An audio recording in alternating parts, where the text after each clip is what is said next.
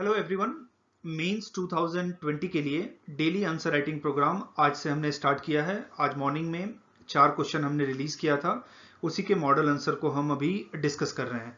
अगर आपको वो क्वेश्चन नहीं मिला है तो आप वीडियो के अंदर भी मैंने उसको मेंशन किया है, वहां से भी एक्सेस कर सकते हैं, और डिस्क्रिप्शन में लिंक मैंने दिया हुआ है, वहां से भी आप एक्सेस कर सकते हैं। 11 मई 2020 के लिए ये 4 क्वेश्चन था, 1, 2, 3 एंड 4।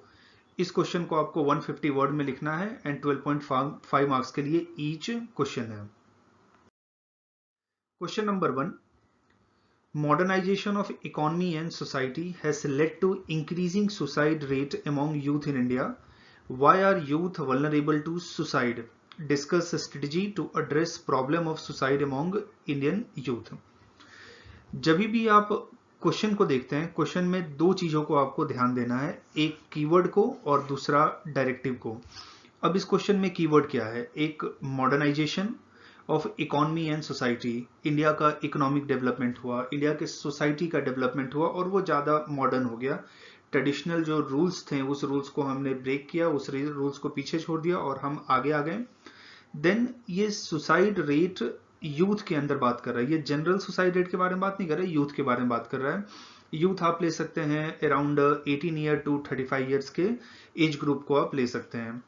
नाउ डायरेक्टिव, डायरेक्टिव आपके आंसर को डायरेक्शन देगा, तो यहाँ पे वाई मेंशन है, तो वाई का मतलब होता है रीजन आपको बताना है क्यों यूथ वल्नरेबल है सुसाइड से, और इसको डिस्कशन करना है। तो discussion means exchange of idea, कैसे आप इसको रोक सकते हैं, कैसे आप इसको कम कर सकते हैं। आंसर का 3 part, introduction, body and conclusion. Introduction मैंने प्रीवियस आंसर राइटिंग के इंट्रोडक्शन वीडियो में बताया था कि आंसर राइटिंग के अंदर क्या क्या चीज़ों को हमें ध्यान में रखना है। जब हम इंट्रोड्यूस करते हैं, हमारा पर्पस होना चाहिए एग्जामिनर के इंटरेस्ट को इन्वोक करें, उसके क्यूरियोसिटी को इन्वोक करें। इंट्रोडक्शन पढ़ के एग्जामिनर डिसाइड करेगा कि आपके आंसर को आगे पढ़ना है या नहीं पढ़ना है, तो इंटरेस्टिंग कंपोनेंट इंट्रोडक्शन में होना चाहिए। अब क्यों यूथ इंपॉर्टेंट है? इंडिया का फ्यूचर लाई कर रहा है यूथ के ऊपर। अगर यूथ के अंदर स्किल नहीं है, यूथ के अंदर प्रॉपर इमोशन नहीं है, तो इंडिया का फ्यूचर बहुत डार्क है। क्योंकि आज जो यूथ है वो फ्यूचर में जाके इंडिया के डेवलपमेंट में, ग्रोथ में कंट्रीब्यूट करेंगे। नेशनल क्राइम रिकॉर्ड ब्यूरो का रिपोर्ट आया था 2018 में, उसके अंदर उन्होंने कहा 18 टू 30 ईयर एज ग्रुप में इंडिया में जितने भी सुसाइड होते हैं 35% सुसाइड इस एज ग्रुप के अंदर है, जो हाईएस्ट है। So youth 18 to 30 years age group और सबसे ज्यादा सुसाइड करते हैं। अब क्यों मैंने इस फैक्ट को इंसर्ट किया है यहाँ पे? जब भी आप कोई आर्गुमेंट मेक करते हैं, आपको इंश्योर करना है कि वो आर्गुमेंट प्रॉपर फैक्ट से बैक हो। अदरवाइज वो आर्गुमेंट कैसा होगा? सुपरफिशियल लगेगा, वो आर्गुमेंट एक रियल नहीं लगेगा। और फैक्ट से आप ये भी बता सकते हैं ग्रेविटी ऑफ प्रॉब्लम कितना है।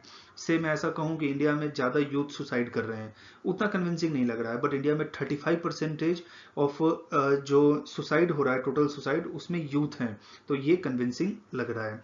और डेटा हमेशा क्रेडिबल ऑर्गेनाइजेशन का आप लो, लाइक आप डेटा गवर्नमेंट सोर्सेज का ले सकते हैं, उसका डेटा क्रेडिबल है from examination point of view, या फिर कोई क्रेडिबल एनजीओ है like transparency international for corruption, black money, amnesty international human right, green peas international climate change के लिए। सो गवर्नमेंट डेटा ले सकते हैं, एनजीओ का डेटा ले सकते हैं, और किसी मल्टीलेटरल ऑर्गेनाइजेशन का, यूनाइटेड नेशन का, डब्ल्यूएचओ का, डब्ल्यूटीओ के डेटा को आप यूटिलाइज कर सकते हैं। अब इसके बॉडी में मैं क्या लिखूंगा? क्वेश्चन में ऐसा पूछा गया है, modernisation of economy and society वो फैक्टर है ज्यादा यूथ के सुसाइड के लिए। तो इस पूरे बॉडी को मैं 2 पार्ट में डिवाइड करूंगा, इसका economic aspect and social aspect. अब इकोनॉमिक एस्पेक्ट क्या है? अभी एस्पिरेशन लोगों के हाई है बट लिमिटेड अपॉर्चुनिटी है। से फॉर एग्जांपल मैं एक मॉल में हूँ, मॉल के अंदर मैं ऐसे कैशियर की तरह वर्क कर रहा हूँ और वहां मेरा सैलरी 10,000 है, मैं वहाँ पे देखता हूँ कि लोग आते हैं एक दिन में ही 10,000 का शॉपिंग करके चले जाते हैं, जबकि मेरा मंथली सैलरी है 10,000 का, और मुझे ये भी पता है कि मैं ज़िंदगी भर यहाँ पे काम करते रहूँगा तो भी मेरा सैलरी इंक्रीज़ नहीं होगा, या इंक्रीज़ भी होगा तो इन्फ्लेशन के हिसाब से वो फिर सेम ही रहेगा, और मैं कभी भी उस लेवल पे नहीं पहुँच पाऊँगा। तो हमारे एस्पिरेशन हाई हैं, बट लिमिटेड अपॉर्चुनिटी अवेलेबल है मार्केट में, और वो मेरे अंदर होपलेसनेस लेके आता है।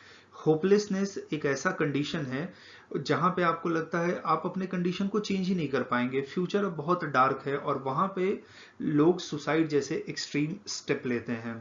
होप ये सोसाइटी को बाइंड करके रखता है, ये हमें फ्यूचर दिखाता है। इन्फ्लेशन इंक्रीज हो रहा है, लेकिन मेरा इनकम जो है वो लिमिटेड है, और मैं अपने डे टू डे नीड्स को फुलफिल नहीं कर पा रहा हूं, तो वो भी मेरे अंदर एक डिसकंफर्ट लेके आता है, नेगेटिव फीलिंग लेके आता है। अनसर्टन जॉब मार्केट है, से अभी कोरोना वायरस की वजह से लॉकडाउन है, और जैसे ही लॉकडाउन ओपन होगा उसके बाद हम डिजिटाइजेशन की तरफ जाएंगे, because WHO, government of India, ये सब लोग ऐसा कहते हैं कि नेक्स्ट 1.5 2 ईयर एटलीस्ट हमें कोरोना के साथ रहना पड़ेगा, तो वहाँ पे हम फिजिकल मूवमेंट हमारा रेस्ट्रिक्टेड होगा। तो अब डिजिटाइजेशन हो रहा है, एजुकेशन का डिजिटाइजेशन, हेल्थ का डिजिटाइजेशन, अदर सेक्टर में डिजिटाइजेशन, और मैं अपने आप को उसके अकॉर्डिंग अगर चेंज नहीं कर पाऊंगा तो मैं रिडंडेंट हो जाऊंगा, मार्केट से गायब हो जाऊंगा। तो मार्केट बहुत फास्ट चेंज हो रहा है, और जिसकी वजह से बहुत सारे लोगों को लगता है कि ऐसा फ्यूचर उनका अनसर्टन है, तो वो भी उनके अंदर नेगेटिव फीलिंग लेके आता है। अभी जितने भी सेक्टर्स हैं, वेदर आप जॉब को देखो, बिजनेस को देखो, तो वहां पे कम्पिटिटिवनेस इंक्रीज हो रहा है, इवन कट थ्रोट कॉम्पिटिशन है। अगर आप उस कंपटीशन में आपको सस्टेन करना है तो आपको क्रिएटिव होना पड़ेगा, आपको इनोवेटिव होना पड़ेगा। अगर आप क्रिएटिव इनोवेटिव नहीं है तो मार्केट से गायब हो जाएंगे। तो ये इंक्रीज्ड कंपिटिटिवनेस वो भी स्ट्रेस लेवल यूथ का इंक्रीज करता है। अब सोशल फैक्टर क्या है? न्यूक्लियर फैमिली, सब न्यूक्लियर फैमिली अब इंडियन सोसाइटी का न्यू नॉर्मल हो गया है। जैसे आपके पेरेंट्स किसी और सिटी में रहते हैं, आपके भाई बहन किसी और सिटी में रहते हैं, और आप किसी और सिटी में रह रहे हो, तो अब ये न्यू नॉर्मल हो गया है इंडियन सोसाइटी का, और जिसकी वजह से यूथ आइसोलेटेड फील कर रहे हैं।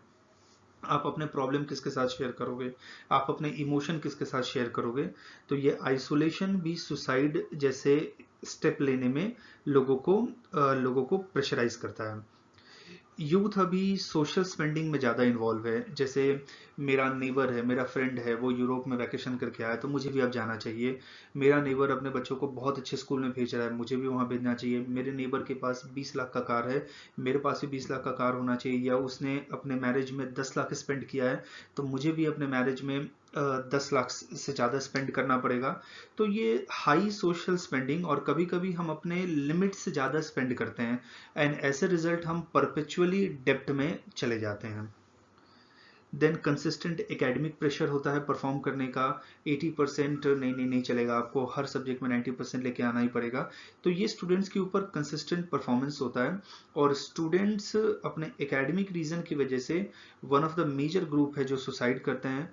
फेल्ड मैरिज एंड रिलेशनशिप है, आपका जिसके साथ इमोशनल अटैचमेंट होता है वो आप उसके साथ नहीं रह पाते हैं, तो वो भी मेजर कॉज है। इनफैक्ट एनसीआरबी के डेटा में ऐसा लिखा गया है कि family problem one of the major reason है सुसाइड के लिए, और उसके अंदर marriages, relationship important role play करता है। अब इस क्वेश्चन को अब इस आंसर को आप कंक्लूड कैसे करेंगे? तो कंक्लूजन में आपको सजेशन देना पड़ेगा। सो यूथ के अंदर सुसाइड को आप प्रिवेंट कर सकते हैं, मिनिमाइज कर सकते हैं पीपल लाइब्रेरी ओपन करके। यूरोप में, अमेरिका में पीपल लाइब्रेरी का कंसेप्ट है, जहाँ पे लोग मिलते हैं एक दूसरे से, अपने प्रॉब्लम को शेयर करते हैं, अपने इमोशन को शेयर करते हैं, अपने प्रॉब्लम का सोल्यूशन ढूंढते हैं, अपने फ्रस्ट्रेशन को वेंट आउट करते हैं। जैसे आपके अंदर किसी चीज़ को लेकर फ्रस्ट्रेशन है, आप किसी को बताओगे तो वो अपने आप खत्म हो जाएगा। हमें अपने बच्चों को इमोशनल इंटेलिजेंस सिखाना चाहिए, ताकि वो अपने इमोशन को कंट्रोल कर पाए, रेगुलेट कर पाए, और वो अपने लाइफ के प्रॉब्लम्स को पेशेंस एंड ऑप्टिमिज्म के साथ डील कर पाए।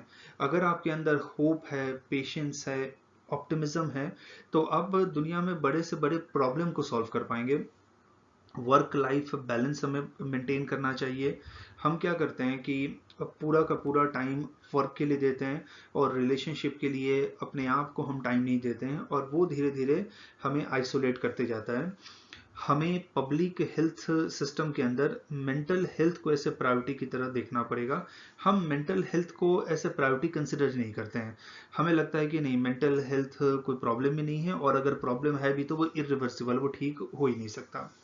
सो कंक्लूजन में आपका सजेशन होना चाहिए, एक चीज और आप ध्यान दो कि जब मैंने बॉडी में प्रॉब्लम लिखा था, सोशल एंड इकोनॉमिक इशू जो सुसाइड की तरफ यूथ को पुश करता है, मैं उसी चीज को कंक्लूजन में नहीं यूज करूंगा। कंक्लूजन में किसी और यूनिक चीजों को यूज करूंगा। अदरवाइज क्या हो जाएगा, your problem multiply your problem opposite आप सोल्यूशन में लिखोगे। तो यूनिक चीजों को लिखना, सेम चीजों को आप मत लिखना। सेकेंड क्वेश्चन कहता है, combination of social and economic factor have resulted in skewed sex ratio in India, critically analyse. Social and economic factor क्या है? सोशल का मतलब लोग एक दूसरे के साथ इंटरेक्ट करते हैं, economic means usages of resources. Skewed sex ratio का मतलब है फॉर एवरी 1000 मेल कितने नंबर ऑफ फीमेल्स हैं, तो ये कम है। तो दो कीवर्ड है यहाँ पे, एक है सेक्स रेशियो, दूसरा है सोशल एंड इकोनॉमिक फैक्टर, और इसका डायरेक्टिव है critically analyse. Analyse means evidence के साथ आपको एनालाइज करना पड़ेगा। जब भी वर्ड एनालाइज आता है तो आप ये ध्यान रखो कि आपको एविडेंस यूज करना है। एविडेंस का मतलब फैक्ट यूज करना है अपने पॉइंट को प्रूव करने के लिए। तो इस क्वेश्चन को देखते हैं। अब यहाँ पे मैंने सेंसस का डेटा लिया है। 1991 में इंडिया का सेक्स रेशियो था 927 फॉर एवरी 1000 मेल। मेरे पास 927 फीमेल थी इन 1991। वो इंक्रीज हो जाता है 2001 में टू 933, प्लस 6 हुआ। वो प्लस 10 इंक्रीज हुआ 2011 में। तो सेक्स रेशियो हमारा कंसिस्टेंटली इंप्रूव हो रहा है। लेकिन प्रॉब्लम ये है कि ये तो पूरे इंडिया के लिए एवरेज है, जनरल है। कुछ पॉकेट्स में इंडिया में देखेंगे अभी भी फीमेल की कंडीशन बहुत खराब है। आप हरियाणा के कुछ डिस्ट्रिक्ट लो, पंजाब के डिस्ट्रिक्ट लो, तो वहाँ पे कंडीशन बहुत खराब है। आप केरला को लो, मेघालय को लो, वहाँ पे कंडीशन बहुत अच्छी है। तो ये मैंने डेटा को यूज़ किया और जिसके थ्रू इस प्रॉब्लम को हाईलाइट करने का ट्राई किया मैंने। देन क्या क्या फैक्टर है जिसके वजह से इंडिया में सेक्स रेशियो कम है? फर्स्ट, अभी इन्फ्लेशन है, या गवर्नमेंट भी प्रोपोगेट करता है, गवर्नमेंट भी लोगों को अवेयर करता है कि आपको स्मॉल फैमिली में जाना चाहिए, क्योंकि स्मॉल फैमिली होगी तो आप उसके रिक्वायरमेंट को फुलफिल कर पाएंगे। तो अब जैसे मुझे 2 बच्चे करने हैं तो मैं ट्राई करता हूँ कि दोनों बच्चे लड़के हो जाएं, या फिर से फर्स्ट गर्ल चाइल्ड हुई तो मैं प्रेफर करूंगा सेकंड बॉय चाइल्ड हो। अगर सेकंड चाइल्ड भी गर्ल होती है तो मैं उसका फीमेल फिटिसाइड इन्फेंटिसाइड कर दूंगा। लेकिन जब मेरे पास 5-6 बच्चे हैं तो वो मैटर नहीं करता कि कौन बॉय है कौन गर्ल है, तो बाय डिफॉल्ट कभी ना कभी तो लड़का हो ही जाएगा। तो स्मॉल फैमिली गवर्नमेंट ने प्रोपोगेट किया और लोग बॉय चाइल्ड को प्रेफर करते हैं। उसका भी रीजन है, इंडिया का सोसाइटी का जो सेटअप है, कल्चरल सेटअप है, वो बताता है कि क्यों बॉय चाइल्ड का प्रेफरेंस है। एंशियंट टाइम में जब ऋषि किसी फीमेल को ब्लेसिंग देते थे तो वो उसमें कहते थे शत्र पुत्रवती भव, may you be mother of 100 son. वो ऐसा नहीं कहते हैं may you be mother of 100 child. Son का प्रेफरेंस एंशियंट टाइम से इंडियन सोसाइटी में है। इवन नॉर्थ इंडिया के कुछ डिस्ट्रिक्ट में ऐसा भी है कि अगर किसी का बॉय चाइल्ड नहीं है तो वो उसके लिए एब्यूजिव वर्ड यूज करते हैं, उसको कहते हैं निपुत्र है ये, means he doesn't have a boy child. दूसरा, गांव में आप जाएंगे तो ये भी आप देखेंगे कि अगर हम बूढ़ा हो जाएंगे तो हमारे जो बॉय चाइल्ड है वो मेरा केयर करेगा, बट जो गर्ल चाइल्ड है, मेरी डॉटर है, वो तो मैरिज होके दूसरे के घर पे चली जाएगी, अपने हस्बैंड के घर। तो बेटी पराया धन होती है, वो मेरी सेवा करने के लिए ओल्ड एज में नहीं आएगी, बट बेटा तो रहेगा। तो ओल्ड एज में हमारा टेक केयर करने के लिए बॉय चाइल्ड रहेगा, इसलिए उसका प्रेफरेंस होता है। जो डिस्टर्ब एरिया है जहाँ पे सिक्योरिटी का प्रॉब्लम है वहाँ गर्ल्स के सिक्योरिटी को लेकर प्रॉब्लम होता है। से गर्ल्स के साथ मोलेस्टेशन, रेप या कोई और सेक्सुअल हैरेसमेंट जैसा इंसिडेंट होता है, क्योंकि हम ऐसा कंसिडर करते हैं कि जो गर्ल चाइल्ड है उसकी इज्जत या वो पूरे फैमिली की इज्जत की तरह है। So means if girl child के साथ कुछ गलत हुआ तो ये पूरे फैमिली को खराब नाम लेके आएगा। मैरिज के अंदर अगर मेरा बेटा है तो वो डाउरी लेगा और पैसे लेके आएगा, बट अगर मेरी बेटी है तो मुझे पैसे देने होंगे, तो I have to spend money in my daughter wedding, but if it is son I will get money in the form of dowry. Female को कंसिडर किया जाता है कि वो ट्रेडिशनल हाउस होल्ड जॉब्स ही कर सकते हैं और उनको वहाँ पे कन्फाइन कर दिया गया है, और हाउस होल्ड जॉब वो अनपेड है। सो फीमेल वर्क कर रही है तो जिससे फैमिली को कोई इकोनॉमिक गेन नहीं हो रहा है, क्योंकि मेल बाहर जाएगा काम करेगा तो घर में पैसा लेके आए, लेकिन फीमेल तो हाउस होल्ड वर्क कर रही है जिसको हमने अनपेड करके रखा है। तो ऐसा लगता है कि नहीं, फीमेल से कोई इकोनॉमिक गेन ही नहीं है, जबकि इकोनॉमिक नुकसान है। फीमेल का फैमिली के डिसीजन मेकिंग में भी कोई से नहीं होता, जैसे फैमिली प्लानिंग में कितने बच्चे होने चाहिए। इवन फीमेल अगर चाहती भी है कि उसके वॉम में जो गर्ल चाइल्ड है उसका डेथ ना हो, तो भी फीमेल इन्फेंटिसाइड हो जाता है, क्योंकि फीमेल के डिसीजन को हम कंसिडर ही नहीं करते हैं किसी वे में भी। Easy availability of sex determination and medical technique, जहाँ पे आप बच्चे का सेक्स डिटरमाइन कर सकते हैं एंड देन उसको किल कर सकते हैं बिफोर बर्थ। अब इसको मैं कंक्लूड कैसे करूंगा। वर्ल्ड बैंक का एक असेसमेंट है, India 27% of its GDP lose कर रहा है due to gender inequality. Just imagine करो, अगर हम फीमेल को इक्वल अपॉर्चुनिटी देते हैं तो देन हमारे जीडीपी में कितना फ़ायदा होगा, बट हमने उनको घर के अंदर कन्फाइन करके रखा है, उनके रिक्वायरमेंट पे हम ध्यान नहीं देते हैं। और फीमेल को लेके जो स्टीरियोटाइप है उसको हमें लॉजिक और फैक्ट से काउंटर करना चाहिए, सो डैट वो डिग्निफाइड वे में रह पाए। कभी कभी क्या होता है कि जो स्टीरियोटाइप है या प्रिजुडाइज है किसी को लेके, वो इलॉजिकल होता है और फैक्ट से काफ़ी ज़्यादा दूर होता है, तो हमें उसको फैक्ट से लॉजिक से काउंटर करना चाहिए। कंक्लूजन के अंदर आपको क्या बताना है कि जैसे कोई प्रॉब्लम है, अगर वो प्रॉब्लम परसिस्ट करेगा तो उससे और क्या प्रॉब्लम फ्यूचर में डार्क सिनारियो आ सकता है, और वो प्रॉब्लम को दूर करेंगे तो उससे फ़ायदा क्या होगा। तो जैसे ये वाले स्टेटमेंट में मैंने होप जनरेट किया और फियर भी जनरेट किया कि आप अगर फीमेल को इक्वल अपॉर्चुनिटी देते हो तो आपको जीडीपी में गेन होगा, लेकिन अगर फीमेल को आप नहीं देते हो, एवरी ईयर आप जीडीपी के 27% को लूज कर रहे हो। और फिर मैंने यहाँ पे सजेशन भी दिया। तो कंक्लूजन का पर्पस ये होता है कि सजेशन देना है आपको, उस प्रॉब्लम से और क्या मेजर इशू होगा उसको आपको एग्जिबिट करना है। क्वेश्चन नंबर थर्ड ये बताता है, underemployment in unorganised and informal sector is more serious issue than unemployment, to what extent do you agree with above proposition. Underemployment क्या होता है कि जब आप वर्क कर रहे हैं, से आप वर्क कर रहे हैं और 100 रुपीज़ आपका वर्थ है, but you are getting only 50 rupees, तो जितना आपको मिलना चाहिए उससे कम मिल रहा है। अनऑर्गेनाइज सेक्टर मीन्स सेक्टर जो गवर्नमेंट के पास रजिस्टर्ड नहीं है। इनफॉर्मल सेक्टर जहाँ पे लेबर के बीच में, एम्प्लॉयर के बीच में कोई फॉर्मल कॉन्ट्रैक्ट नहीं है और काफ़ी flexible hiring and firing mechanism है। अनएम्प्लॉयमेंट जहाँ पे आपको जॉब ही नहीं मिल रहा है। तो ये चार, underemployment, organised and informal sector and unemployment, ये कीवर्ड है इस क्वेश्चन का। एंड टू व्हाट एक्सटेंट, किस हद तक आप इस प्रपोजिशन से अग्री करते हैं, तो दिस इज डायरेक्टिव। तो डायरेक्टिव भी आपको ध्यान में रखना है क्वेश्चन में, कीवर्ड भी ध्यान में रखना है। इंट्रोडक्शन, आपको ये बताना है कि एम्प्लॉयमेंट का भी इंडिया में सिनारियो क्या है।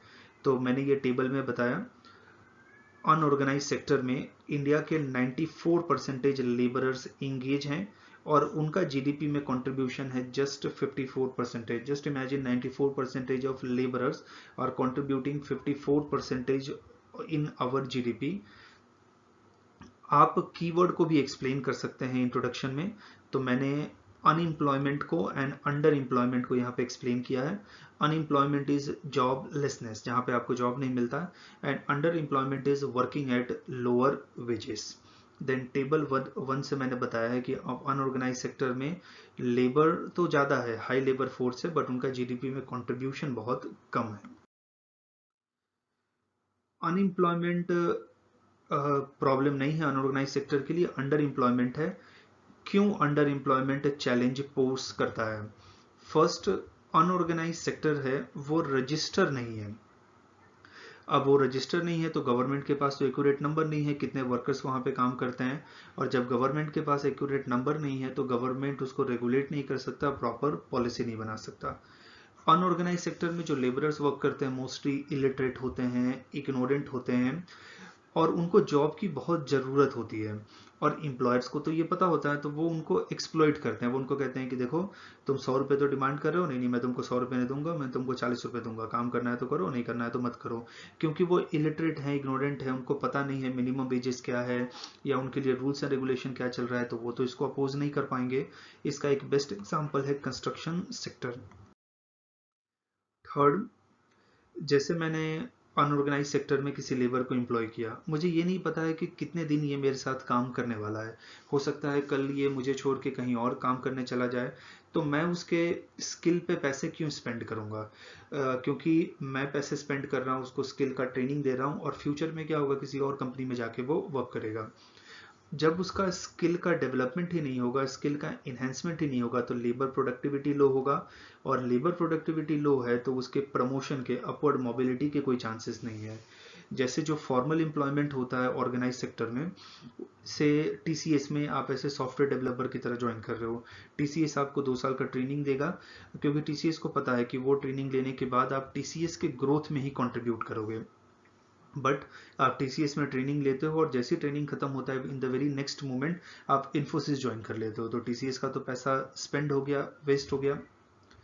सेकेंड, वेजेस बहुत कम होता है अनऑर्गेनाइज सेक्टर में, और जिसकी वजह से क्वालिटी ऑफ लाइफ लेबर का डिटोरिएट होता है डे बाई डे। कभी कभी तो वेजेस ऐसा होता है जो आप इमेजिन भी नहीं कर सकते हो, 20 रुपीज़ 50 रुपीज़ पर डे। कोई सोशल सिक्योरिटी नहीं है अनऑर्गेनाइज सेक्टर में, जिसकी वजह से लेबरर्स होते हैं उनका हैंड टू माउथ एग्जिस्टेंस होता है, विच मीन्स जो डे के टाइम पे वो अर्न करते हैं रात में वो स्पेंड कर देते हैं, से उनका एक्सीडेंट हो गया या वो बीमार पड़ गए या फैमिली में जो अर्निंग मेंबर था उसका डेथ हो गया, तो पूरा का पूरा फैमिली स्टारवेशन की वजह से उसका डेथ हो जाता है। तो प्रॉपर सोशल सिक्योरिटी मैकेनिज्म भी होना चाहिए कि जब आप अगर नहीं काम कर पाए because of your ill health, disability, death या ओल्ड एज की वजह से, तो आपको ये पैसा मिले, something like pension, provident fund, medical facility. इसका कंक्लूजन, गवर्नमेंट को प्रैग्मेटिक लेबर लॉ बनाना चाहिए। कंक्लूजन में हमेशा आपको सजेशन देना है, और लेबर लॉ ऐसा होना चाहिए, अगर ये बहुत ज़्यादा रिजिड होगा देन एम्प्लॉयर्स को प्रॉब्लम होगा, और बहुत ज़्यादा फ्लेक्सिबल होगा तो ये लेबरर्स के लिए प्रॉब्लम क्रिएट करेगा। तो एक ऐसा होना चाहिए दोनों को बेनिफिट करे, लेबरर्स को भी और एम्प्लॉयर्स को भी। इंटेंसिव डेटा कलेक्शन होना चाहिए ताकि हमें एक रियल पिक्चर मिले कि कितने लोग अनऑर्गेनाइज सेक्टर में वर्क करते हैं। कंसिस्टेंट हाई इकोनॉमिक ग्रोथ होना चाहिए, जब इकोनॉमिक ग्रोथ होगा देन ग्रोथ का बेनिफिट पेनिट्रेट करके सबको मिलेगा। ऐसा कहा जाता है कि जब इकोनॉमिक ग्रोथ होता है, जैसे कि ये मेरे पास केक का साइज है, इकोनॉमिक ग्रोथ होगा तो केक का साइज इंक्रीज हुआ तो सबको लार्जर पाई मिलेगा। देन हमें अनऑर्गेनाइज सेक्टर को ऑर्गेनाइज सेक्टर में कन्वर्ट करना चाहिए, ट्रांसफॉर्म करना चाहिए, और उसके लिए हमें इंडस्ट्री को इंसेंटिव देना चाहिए कि इससे आपको ये फायदा होगा, और प्रॉपर ग्रीवेंस रिड्रेसल मैकेनिज्म होना चाहिए। अगर किसी लेबरर्स का राइट कहीं पे ब्रीच होता है तो उसके लिए ग्रीवेंस रिड्रेसल मैकेनिज्म होना चाहिए, सो दैट कोई एम्प्लॉयर उनको एक्सप्लॉइट ना करे। तो कंक्लूजन में आपको सजेशन देना है तो ये सजेशन है, अनएम्प्लॉयमेंट या अंडर एम्प्लॉयमेंट के प्रॉब्लम को आप सॉल्व कर पाएंगे। कीवर्ड फोर्थ क्वेश्चन है, acute gender inequality exists in social, political and economic sphere in Indian society despite high cultural status of women. अब जेंडर इनइक्वालिटी मीन्स मेल और female के बीच में इनइक्वालिटी है, और मेल डोमिनेट कर रहा है compare to female in social sphere, political sphere and economic spear.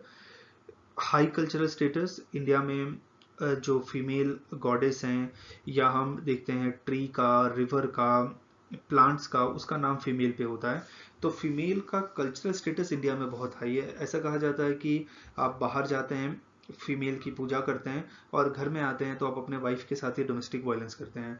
तो हाई कल्चरल स्टेटस है बट फीमेल को बाकी सारे स्पीयर में इक्वल अपॉर्चुनिटी नहीं है। हमें इसको एग्जामिन करना है। एग्जामिन मीन्स आपको डाइसेक्ट करना है इसके सारे एस्पेक्ट। तो कीवर्ड है gender inequality, high cultural status, directive है एग्जामिन। इंट्रोडक्शन। इंडिया कंट्री है जहाँ पे रिवर गॉडेस वुमेन के नाम पे है। हम वुमेन को वर्शिप करते हैं, नवरात्रि के टाइम वुमेन को सेलिब्रेट करते हैं। लक्ष्मी की हम पूजा करते हैं, हम सरस्वती की पूजा करते हैं, हम दुर्गा की पूजा करते हैं न्यूमरस फॉर्म में। बट आयरनी है कि सेम कंट्री में फीमेल माँ के पेट में, मदर वॉम में, अपने घर में, स्ट्रीट पे, पब्लिक प्लेस पे, वर्क प्लेस पे वो सेफ नहीं है। According to UNDP human development report 2019, India का rank out of 162 country 122 rank है जेंडर इनइक्वालिटी इंडेक्स।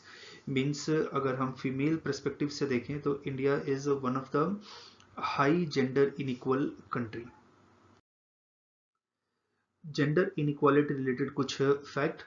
अब क्योंकि मुझे इसको एग्जामिन करना है इसलिए मैंने इसके अंदर ज़्यादा फैक्ट इन्वॉल्व किया, क्योंकि मैं फैक्ट बता के आपको मैं कन्विंस करने का ट्राई करूंगा, आपको मीन्स एग्जामिनर को कन्विंस करने का ट्राई करूंगा कि ये प्रॉब्लम इतना सिवियर है। 12% वुमेन का रिप्रेजेंटेशन है इंडियन पार्लियामेंट में। ये जेंडर इनइक्वालिटी इंडेक्स से मैंने डेटा को लिया है। मेल और फीमेल लिटरेसी रेट में 16% का गैप है। मेल का लिटरेसी रेट इंडिया में 80.9% है, means out of total male 80.9% literate हैं, फीमेल में 64.6 है। तो 80 माइनस 64, 16% का गैप है। पर कैपिटा इनकम फीमेल का 1/4 ऑफ मेल है। से मेल का पर कैपिटा इनकम अगर 10,000 है तो फीमेल का per capita income something like 2,500 होगा। Labour participation of female is 1/3 of male. से फॉर एग्जांपल अगर मैं एक इंडस्ट्री को देखता हूँ तो वहाँ पे 2 मेल एम्प्लॉय होगा तो 1 फीमेल एम्प्लॉय होगा। आप इसको ऐसे कह सकते हैं। तो ये बता रहा है कि पॉलिटिकल स्पीयर में इवन पार्लियामेंट में फीमेल है भी तो इफेक्टिव पावर उनके पास कितना है। अभी आप इंडिया के कैबिनेट को देखो तो कितने फीमेल का रिप्रेजेंटेशन है। देन एजुकेशन के अंदर, इकोनॉमिक एक्टिविटी के अंदर तो फीमेल का जो पार्टिसिपेशन है वो नहीं है एट पार विथ मेल।